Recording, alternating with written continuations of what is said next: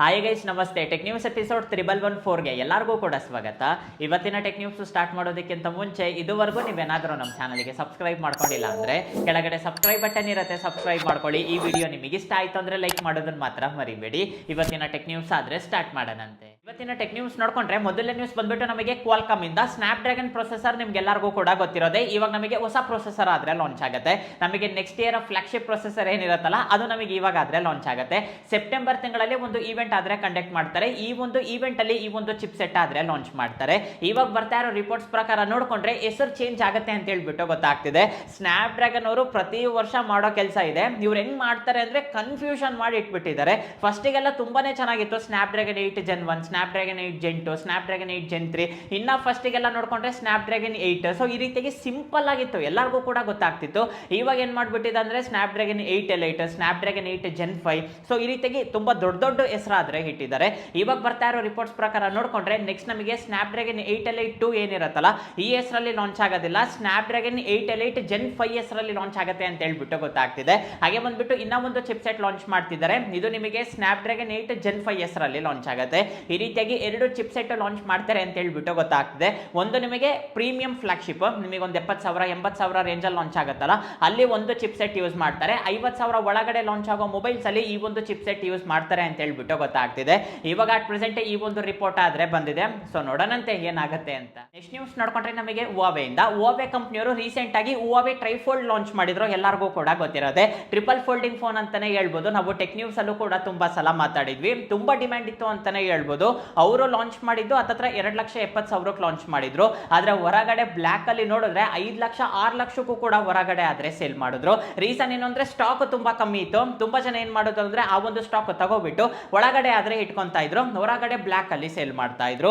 ಇವಾಗ ಬರ್ತಾ ಇರೋ ರಿಪೋರ್ಟ್ಸ್ ಪ್ರಕಾರ ನೋಡ್ಕೊಂಡ್ರೆ ಮುಂದಿನ ತಿಂಗಳು ಸೆಪ್ಟೆಂಬರ್ ತಿಂಗಳಲ್ಲಿ ಇನ್ನ ಒಂದು ಟ್ರೈಫೋಲ್ಡ್ ಫೋನ್ ಲಾಂಚ್ ಮಾಡ್ತಿದ್ದಾರೆ. ಈ ಒಂದು ಟ್ರೈಫೋಲ್ಡ್ ಪ್ರೈಸ್ ಕೇಳಿದ್ರೆ ನೀವು ಕೂಡ ಶಾಕ್ ಆಗ್ತೀರಾ. 1,80,000 ರೇಂಜ್ ಅಲ್ಲಿ ಲಾಂಚ್ ಮಾಡ್ತಿದ್ದಾರೆ. ನಮ್ಮ ಇಂಡಿಯಾದಲ್ಲಿ ನೋಡ್ಕೊಂಡ್ರೆ ಆ ಪ್ರೈಸ್ಗೆ ನಿಮಗೆ ಫೋಲ್ಡ್ ಮೊಬೈಲ್ ಸಿಗುತ್ತೆ, ಸ್ಯಾಮ್ಸಂಗ್ ಫೋಲ್ಡ್ ಸಿಗುತ್ತೆ. ಜಸ್ಟ್ ನೀವು ಓಪನ್ ಅಂಡ್ ಕ್ಲೋಸ್ ಮಾಡಬಹುದು, ಟ್ರಿಪಲ್ ಫೋಲ್ಡಿಂಗ್ ಇರೋದಿಲ್ಲ. ಆದ್ರೆ ಹುವಾವೆ ಕಂಪ್ನಿಯವರು ನೋಡಿದ್ರೆ ಇವಾಗ ಅದೇ ಪ್ರೈಸ್ಗೆ ಟ್ರಿಪಲ್ ಫೋಲ್ಡಿಂಗ್ ಫೋನ್ ನ ಲಾಂಚ್ ಮಾಡ್ತಿದ್ದಾರೆ.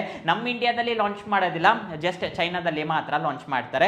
ನಮ್ಮ ಇಂಡಿಯಾದಲ್ಲಿ ಲಾಂಚ್ ಮಾಡಿದ್ರೆ ಪಕ್ಕ ನಮಗೆ 100% ಸ್ಯಾಮ್ಸಂಗ್ ಅವರೇ ಲಾಂಚ್ ಮಾಡಬೇಕು. ಫಸ್ಟ್ ಅವರು ಲಾಂಚ್ ಮಾಡ್ತಾರೆ, ಆಮೇಲೆ ನಿಧಾನಕ್ಕೆ ಬರ್ತಾ ಬರ್ತಾ ಬೇರೆ ಬೇರೆ ಬ್ರ್ಯಾಂಡ್ ಅವರು ಕೂಡ ಲಾಂಚ್ ಮಾಡ್ತಾರೆ. ನೆಕ್ಸ್ಟ್ ನ್ಯೂಸ್ ನೋಡ್ಕೊಂಡ್ರೆ ನಮಗೆ ರಿಯಲ್ಮಿ ಇಂದ, ರಿಯಲ್ಮಿ ಕಂಪ್ನಿಯವರು ರಿಯಲ್ಮಿ 15T ಅಂತೇಳಿ ಒಂದು ಮೊಬೈಲ್ ನ ಲಾಂಚ್ ಮಾಡ್ತಿದ್ದಾರೆ. ಸೆಪ್ಟೆಂಬರ್ 2ನೇ ತಾರೀಕು ಈ ಒಂದು ಮೊಬೈಲ್ ಲಾಂಚ್ ಆಗ್ತಿದೆ. ಈ ಮೊಬೈಲ್ ನೋಡಿದ ತಕ್ಷಣ ಫಸ್ಟ್ ನಮಗೆ ಐಫೋನ್ ನೆನಪಾಗುತ್ತೆ. Same to same iPhone camera design ಯಾವ ರೀತಿ ಇದೆಯೋ ಆಸ್ ಇಟ್ ಈಸ್ ಇಳಿಸಿದ್ದಾರೆ ಅಂತಾನೆ ಹೇಳ್ಬೋದು.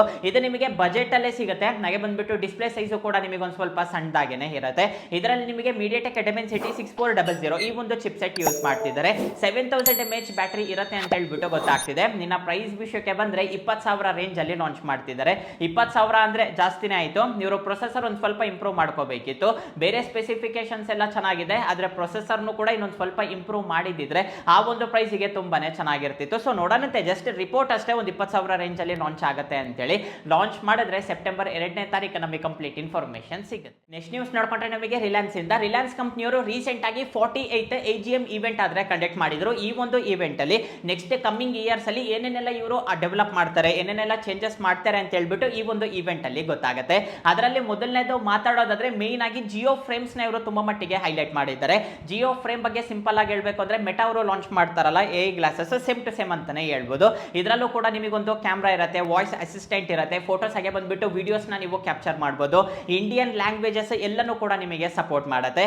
ಇವರೇನ್ ಹೇಳ್ತಿದ್ದಾರೆ ಅಂದ್ರೆ ಮೆಟಾ ಗ್ಲಾಸಸ್ ನಿಮಗೆ ಏನೆಲ್ಲ ಎಕ್ಸ್ಪೀರಿಯನ್ಸ್ ಇರುತ್ತೋ ಆ ಎಕ್ಸ್ಪೀರಿಯನ್ಸ್ ಜಿಯೋ ಬ್ರ್ಯಾಂಡ್ ಅಲ್ಲೂ ಕೂಡ ಸಿಗುತ್ತೆ ಅಂತ ಹೇಳ್ಬಿಟ್ಟು ಹೇಳ್ತಿದ್ದಾರೆ.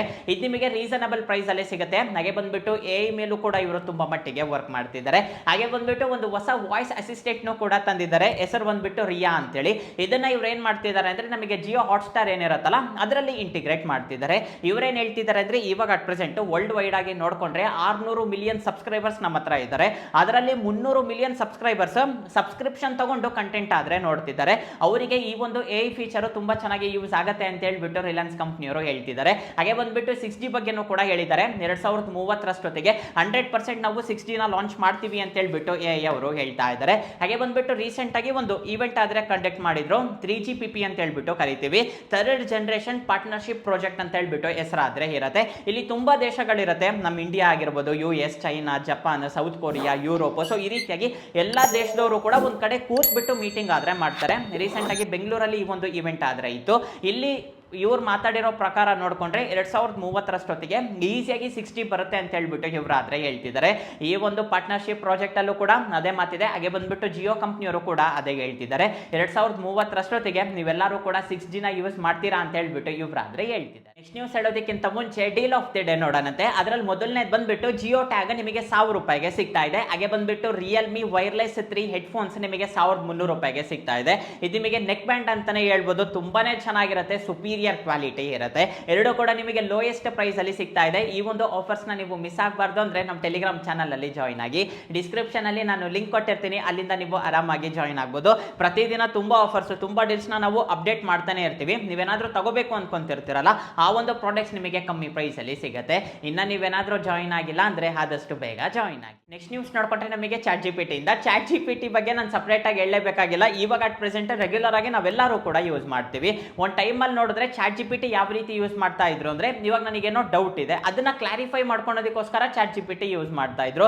ಇವಾಗ ಹಂಗಲ್ಲ, ಸಣ್ಣ ಪುಟ್ಟ ಡೌಟ್ ಇದ್ರು ಕೂಡ ChatGPT ಹತ್ರ ಹೋಗ್ತಾರೆ. ರೀಸೆಂಟ್ ಆಗಿ ಒಂದು ಇನ್ಸಿಡೆಂಟ್ ನಡೆದಿದೆ, ಅದ್ರ ಜೊತೆಗೆ ಇವಾಗ ನಾವು ಕೂಡ ತುಂಬಾ ಮಟ್ಟಿಗೆ ಮಿಸ್ಯೂಸ್ ಮಾಡ್ಕೊಂತಾ ಇದೀವಿ. ಇವಾಗ ನೋಡಿ, ಪ್ರತಿ ತಿಂಗಳು ಏನೋ ಒಂದು ಟ್ರೆಂಡ್ ಬರುತ್ತೆ, ಅದನ್ನ ನಾವು ಫಾಲೋ ಮಾಡ್ತಾ ಇದೀವಿ. ನಮ್ಮ ಡಾಟಾ ಎಲ್ಲ ಅವ್ರಿಗೆ ಕೊಡ್ತಾ ಇದೀವಿ. ನಮಗೇನು ಒಬ್ರು ಫೋಟೋ ಬಿಟ್ಟಿದ್ದಾರೆ, ನಾವು ಕೂಡ ಒಂದು ಫೋಟೋ ಬಿಡಬೇಕು. ಆ ಟ್ರೆಂಡ್ ಫಾಲೋ ಮಾಡಬೇಕು ಅಂತ ಹೇಳ್ಬಿಟ್ಟು ಒಂದು ಆಸೆ ಆದ್ರೆ ಇರುತ್ತೆ. ಆದ್ರೆ ನಮ್ಮ ಡಾಟಾನ ನಾವೇ ಅವರಿಗೆ ಫ್ರೀ ಆಗಿ ಕೊಡ್ತಿರ್ತೀವಿ. ರೀಸೆಂಟ್ ಆಗಿ ಅಮೆರಿಕಾದಲ್ಲಿ ಒಂದು ಇನ್ಸಿಡೆಂಟ್ ನಡೆದಿದೆ. ಇವಾಗ ನಾರ್ಮಲ್ ಆಗಿ ChatGPTಗೆ ನಾವೇನೇ ಒಂದು ಕ್ವಶನ್ ಕೇಳಿದ್ರು ಕೂಡ ಅದು ನಮಗೆ ಆನ್ಸರ್ ಮಾಡುತ್ತೆ. ಆದ್ರೆ ಸೆನ್ಸಿಟಿವ್ ಕ್ವಶನ್ಸ್ ಏನಾದ್ರೂ ಇತ್ತು ಅಂದ್ರೆ ನಾವೊಂದು ಕ್ವಶನ್ಸ್ ನ ಅದು ಸ್ಟೋರ್ ಮಾಡಿ ಇಟ್ಕೊಂಡಿರುತ್ತೆ. ನಾಳೆ ದಿವಸ ಅದು ನಮಗೆ ಪ್ರಾಬ್ಲಮ್. ರೀಸೆಂಟ್ ಆಗಿ ChatGPT CEO ಕೂಡ ಹೇಳಿದ್ರು, ಪರ್ಸನಲ್ ಇನ್ಫಾರ್ಮೇಶನ್ ಎಲ್ಲ ಏನು ಕೊಡೋದಕ್ಕೆ ಹೋಗಬೇಡಿ, ನಿಮ್ಗೆ ಏನಾದ್ರೂ ಡೌಟ್ ಇತ್ತು ಅಂದ್ರೆ ಕೇಳಿ ಅಂತ ಹೇಳ್ಬಿಟ್ಟು ಹೇಳಿದ್ರು.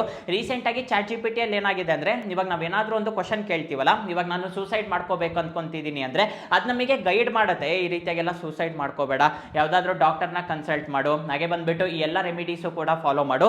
ಆ ಥಾಟ್ ಅನ್ನೋದು ನಿಮಗೆ ಹೋಗುತ್ತೆ ಅಂತ ಹೇಳ್ಬಿಟ್ಟು ನಿಮಗೆ ಹೆಲ್ಪ್ ಮಾಡೋದಕ್ಕೆ ಟ್ರೈ ಮಾಡುತ್ತೆ. ರೀಸೆಂಟ್ ಆಗಿ ಒಬ್ಬ ವ್ಯಕ್ತಿ ಏನ್ ಮಾಡಿದ್ದಾನೆ ಅಂದ್ರೆ, ನಾನು ಒಬ್ರನ್ನ ಸಾಯಿಸಬೇಕು ಅಂತ ಅನ್ಕೊಂತಿದ್ದೀನಿ, ಅದಕ್ಕೆ ಏನಾದ್ರೂ ಟಿಪ್ಸ್ ಕೊಡ್ತೀಯಾ ಅಂತ ಹೇಳ್ಬಿಟ್ಟು ಕೇಳಿದ್ದಾನೆ.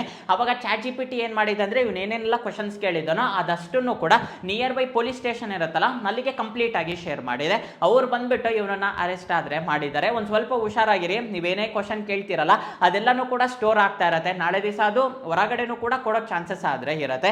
ಒಂದ್ ಸ್ವಲ್ಪ ಹುಷಾರಾಗಿರಿ. ನಿಮಗೆ ಏನಾದ್ರೂ ಕ್ವಶನ್ಸ್ ಇತ್ತು ಅಂದ್ರೆ ಅದನ್ನಷ್ಟೇ ಕೇಳಿ. ಪರ್ಸನಲ್ ಇನ್ಫಾರ್ಮೇಶನ್, ಮತ್ತೆ ಯಾರನ್ನೋ ಸಾಯಿಸಬೇಕು, ಗನ್ ಮಾಡಬೇಕು, ಬಾಂಬ್ ಮಾಡಬೇಕು ಅಂತ ಹೇಳ್ಬಿಟ್ಟು ನೀವೇನಾದ್ರೂ ಕೇಳಿದ್ದೀರಾ ಅಂದ್ರೆ ಆ ಡಾಟಾ ಎಲ್ಲ ಅದು ಸ್ಟೋರ್ ಮಾಡಿ ಇಟ್ಕೊಂಡಿರುತ್ತೆ. ನಿಯರ್ ಬೈ ಪೊಲೀಸ್ ಡಿಪಾರ್ಟ್ಮೆಂಟ್ ಏನಿರುತ್ತಲ್ಲ, ಅಲ್ಲಿಗೆ ಈ ಒಂದು ಡಾಟಾನ ಶೇರ್ ಮಾಡುತ್ತೆ. ಸೊ ಇಷ್ಟೇ ಗೈಸ್, ಇವತ್ತು ನನಗೆ ಇಂಟ್ರೆಸ್ಟಿಂಗ್ ಅನ್ಸಿರೋ ಟೆಕ್ ನ್ಯೂಸ್. ಆದ್ರೆ ಈ ವಿಡಿಯೋ ನಿಮಗೆ ಇಷ್ಟ ಆಯ್ತು ಅನ್ಕೊಂತೀನಿ. ಈ ವಿಡಿಯೋ ನಿಮಗೆ ಇಷ್ಟ ಆಗಿದ್ರೆ ಲೈಕ್ ಮಾಡಿ, ಶೇರ್ ಮಾಡಿ. ಹಾಗೆ ಕೆಳಗಡೆ ಸಬ್ಸ್ಕ್ರೈಬ್ ಬಟನ್ ಇರುತ್ತೆ, ಸಬ್ಸ್ಕ್ರೈಬ್ ಮಾಡ್ಕೊಳೋದನ್ನ ಮಾತ್ರ ಮರಿಬೇಡಿ. ನೆಕ್ಸ್ಟ್ ವಿಡಿಯೋದಲ್ಲಿ ಮೀಟ್ ಆಗೋಣಂತೆ. ಅಲ್ಲಿವರೆಗೂ ಬಾಯ್ ಬಾಯ್.